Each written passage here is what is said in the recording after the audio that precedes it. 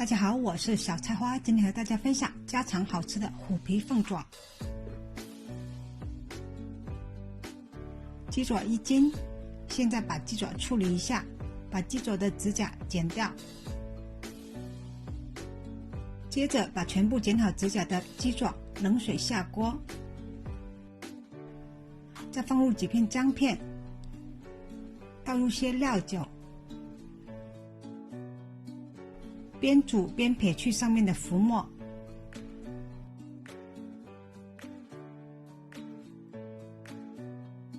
水开后煮3分钟，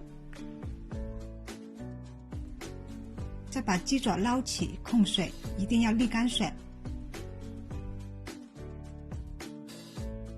锅中倒油，放进1小勺盐，油温烧至7成热，放进沥干水的凤爪，放进鸡爪，一定要马上盖上锅盖，防止热油飙出来烫伤。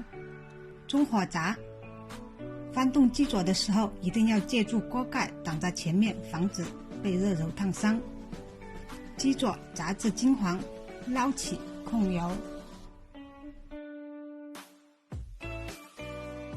准备一盘冷水，把炸好的鸡爪放到冷水中。这一步很重要，是让凤爪起虎皮的关键。把凤爪完全泡到水里，放到一边，不用管它，泡2个小时。2个小时后，鸡爪吸够了水分，明显胀起，起了虎皮。再把凤爪沥干表面的水分，放到一个大碗中，倒入些淀粉，完全捉匀打匀。接着准备几片姜片，几个干辣椒，一些豆豉。热锅留底油，小火放进姜片、干辣椒，豆豉也放进来，不停翻炒，炒出香味后把火关了。再把刚才捉匀的鸡爪倒入锅中调味，锅比较大，拌起来更方便。接着放进1大勺生抽，不要放盐，生抽和豆豉里的盐味足够了。再倒入一些老抽上色，紧接着倒入一些13香，少许糖，少许胡椒粉，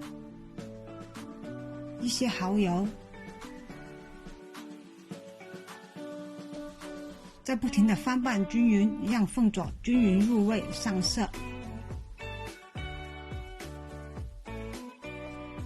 然后把拌好的虎皮凤爪装盘，把装好盘的凤爪放到锅中蒸，水开后中火蒸50分钟。60分钟后蒸好了，撒上葱花，今天比酒楼还好吃的家常虎皮凤爪就做好了。喜欢我的视频，欢迎分享、点赞、关注。